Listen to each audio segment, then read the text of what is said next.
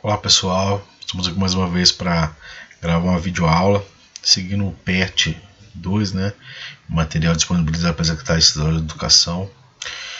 Hoje falaremos sobre os domínios morfoclimáticos brasileiros. Bem, os domínios naturais correspondem às grandes paisagens naturais do Brasil, também chamados de domínios morfoclimáticos, conforme o conceito estabelecido pelo geógrafo Assis Nassib Abissabia. O Aziz Abissabia, pessoal, foi um dos maiores geógrafos juntamente com Milton Santos, tá certo? Principalmente o maior geógrafo brasileiro com relação à parte de geografia física. Cada um desses domínios criados por ele é resultado da integração entre os diferentes elementos naturais, como formas de relevo, tipos de vegetação e de solo, condições climáticas e a hidrografia. Suas características particulares em cada porção do território brasileiro, ou seja, ele levou em consideração todo esse conjunto de ideias, né, e as particularidades de cada parte do território brasileiro. Bem, aí eu coloquei um recorte, né, onde mostrava um pouquinho sobre o Aziz, né, o nascimento e o falecimento dele, né, que ocorreu em 2012. Ele era professor, além de geógrafo, ele era professor universitário também em São Paulo, né? Um dos principais livros seria esse aí sobre os domínios da natureza do Brasil, né? Onde de certa forma ele descreve as características e mapeia, criando essa definição aí que vai além dos biomas, né? Que seria os domínios morfoclimáticos do Brasil, tá certo? Entre os grandes domínios naturais também, né, o Abissabia identifica as faixas de transição. O que seriam as faixas de transição? Né? Essas faixas de transição seriam o ponto de encontro entre esses domínios. Ou seja, essa faixa de transição seria justamente próximo ao encontro dos domínios, onde essa faixa de transição, nada mais é áreas que têm características de ambos os domínios. Tá certo? Assim, numa fase de transição entre os dois domínios, é possível observar espécies e condições climáticas em ambos. Ou seja, nessas áreas, a junção, o encontro desses domínios, aparecem o quê? Características parecidas ali, assim, tanto de um domínio quanto de outro. Entre os domínios, podemos listar. Bem, agora vamos começar a estudar quais são os domínios morfoclimáticos propostos por Aziz. Domínio amazônico. É o mais extenso dos domínios naturais do país, caracterizado pelas terras baixas, o que inclui, além de planícies do rio Amazonas, as depressões e os planados rebaixados que a delimitam, pelo predomínio do clima equatorial, que apresenta temperaturas elevadas e pequenas amplitudes térmicas durante. Ou seja, esse clima equatorial apresenta temperaturas elevadas e pequena amplitude térmica durante o ano, onde de certa forma ali assim a temperatura varia muito pouco, né? As mais baixas e as mais altas têm uma pequena variância, né? Pouca amplitude térmica, né? Seria isso. Altos índices pluviométricos, ou seja, ocorre um grande índice elevado de chuva, né? E pela floresta equatorial amazônica, seria uma das principais formações vegetais ali assim que se tem lá, né? Onde a formação vegetal é densa, bastante diversificada, que constitui um dos ecossistemas mais ricos do planeta, né? Onde tem uma maior diversidade tanto de plantas, né? De espécies vegetais, como também de espécies animais. A bacia hidrográfica amazônica também é a maior do mundo, né? E o rio Amazonas, além de ser o mais extenso, é também o rio com maior vazão de água da terra.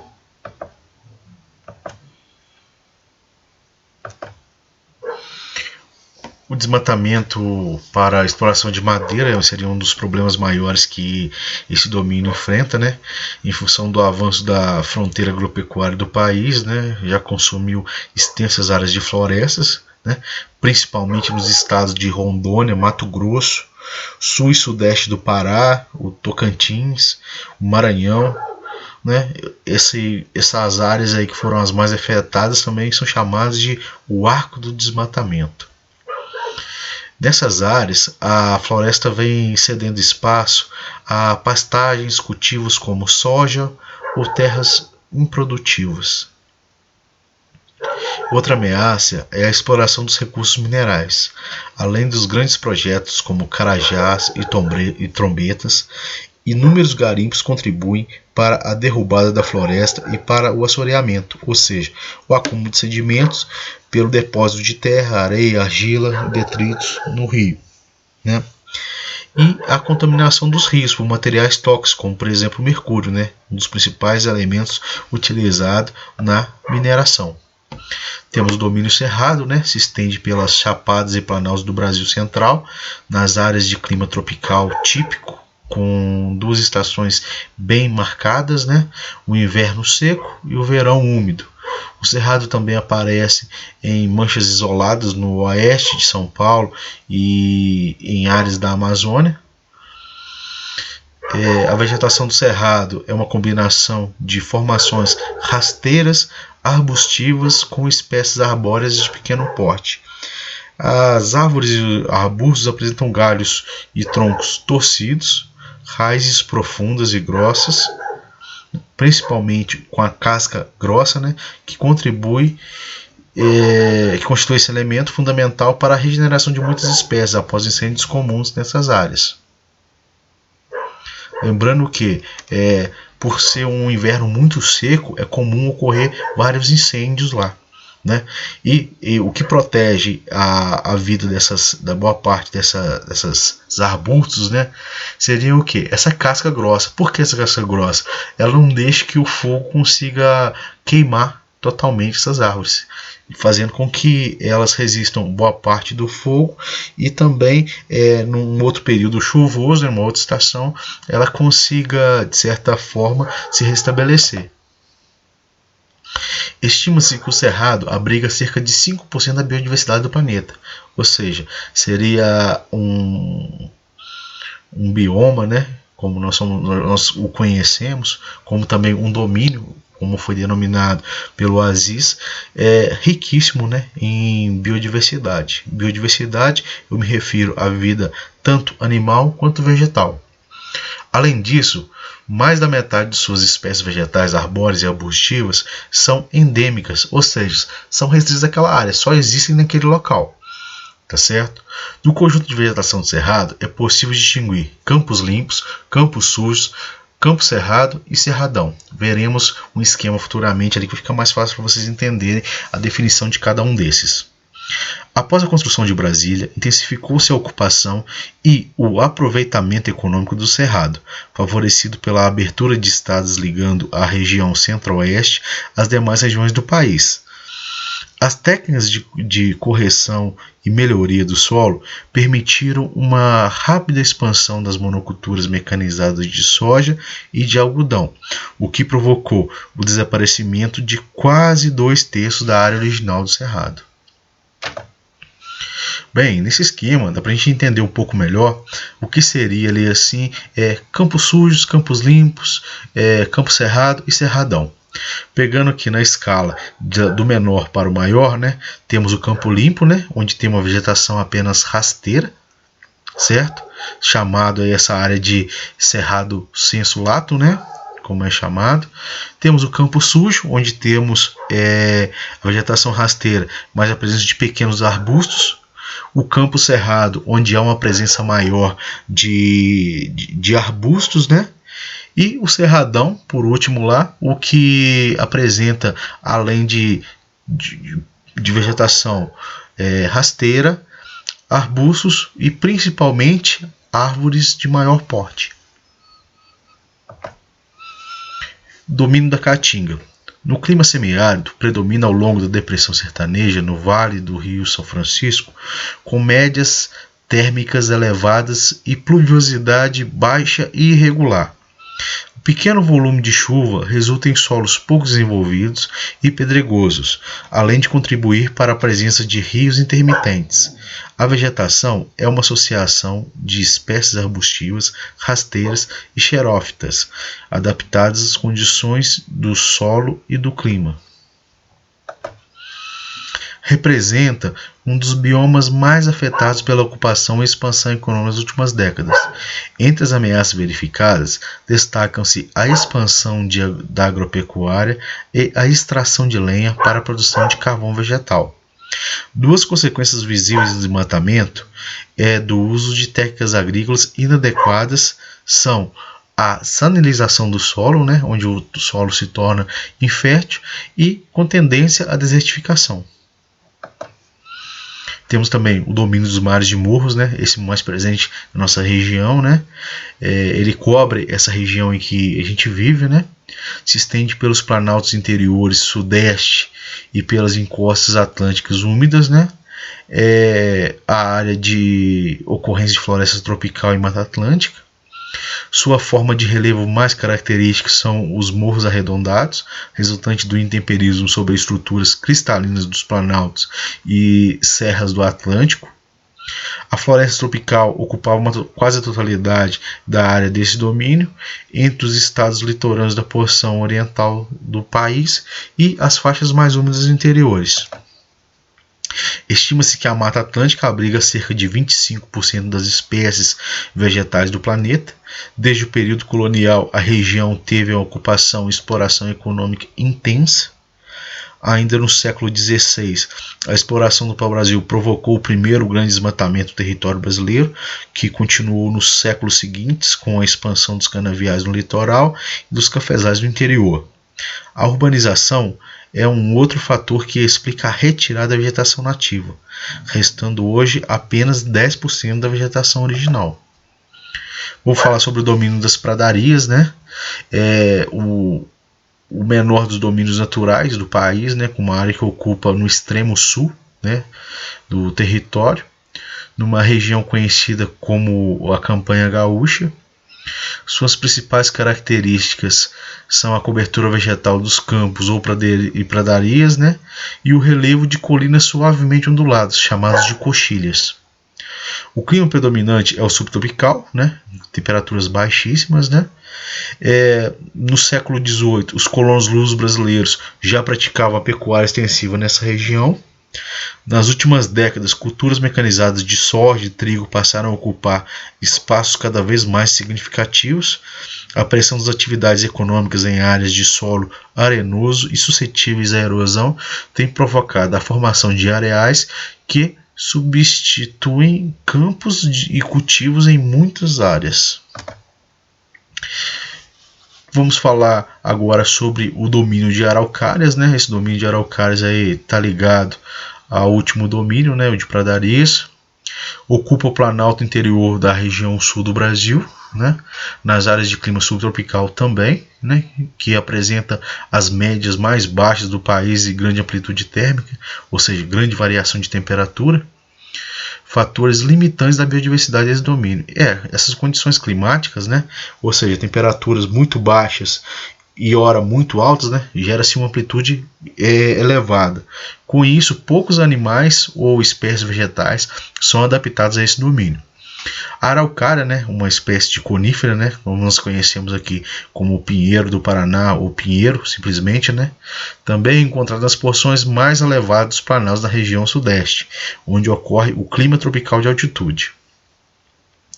Formação vegetal é mais homogênea, até mesmo pelas condições, de florestas, que as florestas tropicais e matas de araucária abrigam espécies como a imbuia e muitas vezes ocorre associada à área de campos.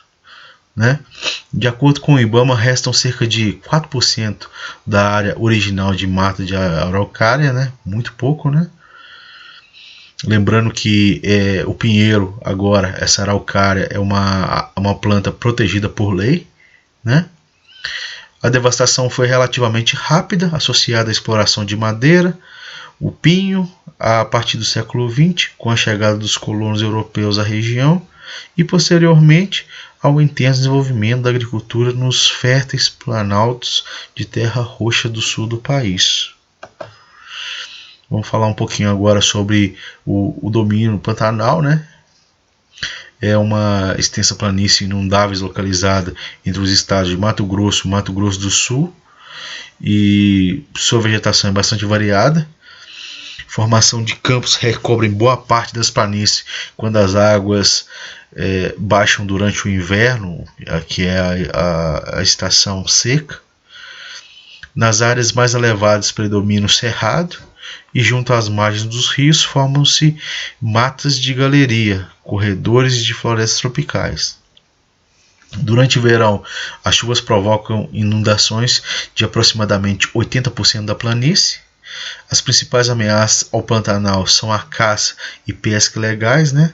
A extração de madeira, a extração de minerais também, né? Procura bastante, a pecuária extensiva e a agricultura moderna, que vem se expandindo fora da planície, mas causando assoreamento e contaminação nos rios, né? Uma vez que você movimenta com a terra, né? E aí são áreas inundáveis, né? A tendência é que ocorra o assoreamento dos rios. Temos também a Mata dos Cocais, né? Que ocorre nas áreas de transição entre os domínios amazônicos, Cerrado e a Caatinga, particularmente no meio norte nordestino, entre os estados do Maranhão e do Piauí, embora se estenda por trechos do Ceará e Rio Grande do Norte, predomina espécies de palmeiras como o babaçu, carnaúba e o buriti, que é a maior palmeira nativa do Brasil. O clima de lá é o semiúmido, né? O aproveitamento econômico dos cocais é bastante tradicional, e muitas comunidades estão organizadas em função do extrativismo vegetal. Temos também os manguezais. Esses manguezais estendem-se pelas áreas protegidas pela costa brasileira, né? As baías e estuários, entre o Amapá até Santa Catarina, né? Pega todo o litoral ali, né? Característicos das planícies litorâneas sujeitas à oscilação de marés, onde se misturam com a água doce dos rios e a água salgada do mar. Os manguezais possuem solo iodoso, né? Onde possui iodo, né? Rico em sedimentos e matéria orgânica, mas pobre em oxigênio. Mas essas características exigem mecanismos de adaptação das espécies vegetais do mangue, como as que retiram oxigênio do ar, né? Ou seja, aquelas árvores que têm as raízes suspensas, né? A pneumatóforos, né? Como são chamados, ou que partem do tronco, né? Aquelas raízes mais altas, né? Que partem do meio do tronco e da árvore, né? Para auxiliar tanto na sustentação como também na oxigenação. Os manguezais têm grande importância ecológica, servindo de área de reprodução ou de alimentação de inúmeras espécies do mar e do continente, desempenhando um papel fundamental na cadeia alimentar. Os manguezais sofrem ameaça de degradação devido ao lançamento de esgoto, à expansão de áreas urbanas e empreendimentos turísticos, e a instalação de instalações portuárias, né? Além do crescimento da criação de camarões, né? Essa criação é chamada de carcinicultura, né? Principalmente no Ceará e na Bahia. Temos as faixas de transições, que eu havia comentado de início, né? Essa faixa de transição são paisagens de exceção, né? Que surgem como corredores entre os domínios, né? Ou seja, onde eles se misturam, as características, né? E mesmo possuindo aspectos muito diferentes, os domínios ao seu redor, né? E mesmo assim, na junção, acabam essas áreas ali, essas faixas de transição, apresentam características tanto de um domínio quanto de outro. Bem, aqui tem um mapa, né, mostrando sobre os domínios morfoclimáticos, né, para a gente ter uma noção a área de ocupação de cada um deles, né, Amazônico, Cerrado, Mares de Mosca, Caatinga, Araucárias, Pradarias e as faixas de transições. Bem, pessoal, foi um prazer estar com vocês. Até a próxima.